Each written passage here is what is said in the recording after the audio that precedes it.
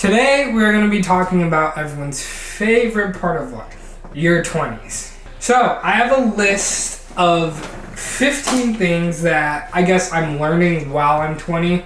I guess things that I wish I knew before I turned 20. So the first one would be budgeting. As a kid, obviously I didn't really work. I didn't have money to spend, so I never really had to budget myself. I was a kid, so obviously my parents would buy me everything. And now living on my own, I have to survive, so I have to pay for everything I eat, to pay for groceries, pay for the right foods. So budgeting is a big thing, especially when you go out. Along with going out, you still do want to be nice, tip your waiters. They have jobs too. And with that, we have everyone's favorite topic, bills. So, bills. What can I say? Everyone loves bills. Bills are everywhere, That's, I guess, the biggest thing that, is hitting me. Bills and taxes, they suck. You don't realize how much you have to pay for until you moved out. My parents, I can see why they're always like, hey, don't leave the lights on. Electric bill, it goes to that. Hey, don't take long showers. Water bills, it goes to that. Thankfully, in my situation, they all come together, so it doesn't really matter. But I understand it. You run up that bill, good luck. Rent, car payments. You have car payments, Wi-Fi, bills, taxes. You think it's very simple, but it's not. They just keep building and building and adding and adding. And I guess as a kid, you don't really see, or even growing up, even when you're about to set foot out of high school, you don't see how much you have to do. There's a lot. Another big thing is just responsibility in general. When I moved out, I didn't plan on getting a dog, but life happens. And now I have 2 dogs, and they need a lot. Dogs are a handful, and yes, they're small dogs, but they're very needy. They need attention. They need food, they need water, responsibility like that. Waking up early some nights because their stomach hurts, and you have to take them out when it's freezing cold at 2 in the morning, Vets, you have to take them to the doctor, get them the right shots, and weigh them. You have to get their nails cut. You have to groom them. They're still kind of like people, You gotta pamper them sometimes. Number 5, house fishing. So I guess in a way this is my fault. For me, they hyped up. I'm grateful for having a place to be in and to start out in. I just feel like it's not as what they advertise, And so I feel like that's one thing I learned was no matter how hard you try to make it, how they advertise it on the websites, it's never going to be that way. But they said they came with new appliances and things are breaking easily. Stuff like that. So sometimes I feel like I got house fished in a way. They catfished me with the apartment. They're brand new appliances, It could partially be my fault because it's not as pretty as I could make it. But at the same time, they make it super nice looking. Number 6. Okay, so this one's actually a funny story. Stuff like gym memberships. So I guess in a way just extracurricular or extra stuff. For me, it was the gym membership. When we first moved in here, I wanted to get back into shape and I wanted to go back to the gym because I had been out of school for a long time. And that was my source of physical activity. Always in the weight room, stuff like that. And so I wanted to get back into it. And in doing so, I was okay, let me just sign up for my own membership. I can do this on my own. I got this. Well, clearly not, because they baited me into a personal trainer. Hating on the personal trainer. I love him. He's a great dude. I just didn't want one.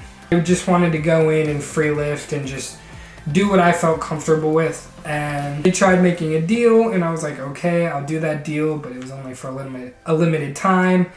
And I wanted to go, and I decided I didn't want to do it. But turns out I had, I guess, signed a contract, do it till the contract ended, and then you're paying extra for something that you didn't want to do. So it's just stuff like that. Be wary when you first move out, and I feel like he knew, When you're vulnerable, I feel like people will try to take advantage of you. I'm not saying what they did was like me. Well, it was a little me. But like, I don't think they had malicious intent towards it. But like, I do feel baited into it. We had a deal, and then next thing you know, it was a contract. They didn't mention it was a contract. Number 7. I feel like this one's a big one for everyone. Being tired and stressed. You don't realize how tiring and stressful things are until you're put in that situation. Out of high school, I was always chilling. I was like, I'm always well rested. I can stay up super late. I get a good amount of sleep. But then you have to go. You have to do work. You have to film the next day. You have to come up with video ideas, plan out how you want to film the video, make thumbnails. Like, it's a process. And then you start getting more tired. You start staying up later. And then you have to do the whole thing again. And then you're like, dang, like, this is actually tiring. I've learned to counter that is just get things out, have a limit. It's good to have a limit. And like, I know some people are like grind, but it's good sometimes to take a break, And with that comes work life and balance. Obviously, I am a content creator. Most of my life is on platform. It's on YouTube. It's out there. And I guess that's been the hardest thing for me is like when I started my channel, everything to me had to be filmed. Like every situation, I had to have a camera. I have to film this. But then I started to realize that sometimes I don't want to do that. I want to have moments that are just me and that person, whether it's me hanging out with a sibling, hanging out with a friend, hanging out with my fiance, things like that. Like I still have things I want to do on my own, but at the same time, I do have to focus on work. So it's just finding a balance. Like you want to have a personal life as much as you want to have a work life. So make sure those are separate, because if they intertwine too much, you're just going to have one life and it's going to be super stressful. You're never going to want to have time to do anything because you're work. So with stuff like this, and even if like you work from home, I know a lot of people had to start working from home when the pandemic hit. If that's like what your job is now, just remember that you got to balance it. You got to have a work life and you got to have a life. With that also comes independence. You're more free. You get to do things your way, especially with for me, this is my job. I'm my own boss. I get to plan what I do and just, figure things out. But at the same time, with that independence, you do have to limit yourself. It again comes kind of back to balance. Like, yeah, you want to go and have a party. You want to go on vacations. Like, you can do that because you're independent now. But at the same time, you got to be a responsible independent. Number 9, chores. Obviously, growing up, I had chores, but I come from a big family. So we each had our own chore in, I guess, like a section. Like some people had upstairs, but we had like different rooms. One person had the bathroom, one person had their own room, stuff like that, right? Well, it's just me, my fiance, and our dogs. So when my fiance cooks, it's only fair that I clean and I do the dishes. And there's times where I don't want to, It comes with having chores. I don't want to. And then the dishes pile, and then I'm looking at it, and I'm like, I have to do them. But then I'm like, I don't want to do them. And then I'm just like, I'm not going to do them. Same with the laundry. You got dirty laundry, and you're like, I need something to wear, or I want to wear this outfit, but then I have to do laundry, and you have to fold, and it's just, you don't want to do it, but chores increase. This is your space, your area. You want it to look good, and that's big for me. I like when the house looks presentable, and people like walk in and they're like, wow, this is nice, You like that, you feel good. So you got to do chores. Chores never go away. This next one's a really big one, but it's losing yourself. When you're thrown into the real world after high school, you can lose yourself. I feel like that happened to me for a little bit, and I still feel like I'm trying to find myself. Like, what is my purpose in the world? What do I bring to the world? What do I bring to this platform? And I feel like once you get out of school and you don't really have a direction. Like for me, I didn't go to college. College, I just feel like isn't for me. I went to school, I got my diploma, and I just feel like I want to do this and I want to make this my job for a period of time. And I have to go to college to get a different career like later in life, then yeah. But for now, that's just how it is. I feel like that's a big thing in people's 20s is you lose yourself in all the commotion. I love like superhero movies, so there's times where like when a new like Marvel movie comes out, I'll go watch it with my dad and I feel like a kid again, and it like takes away from the super stressfulness of life, you know. Just things like that. So losing yourself in the commotions of the world is a big one. The next one, I like the idea of this, and I think it's a big one for everyone. It's doing things for your future now. What I mean by that is like prepare for your future, but also prepare for your now, but do it all now. Start saving a lot now, so when it comes to buying a house, it'll be a lot smoother, or like you'll know what house you want to buy, you'll have a limit, and like you'll know these things, right? What I learned in my 20s is this is my time now to prepare for the next step in life.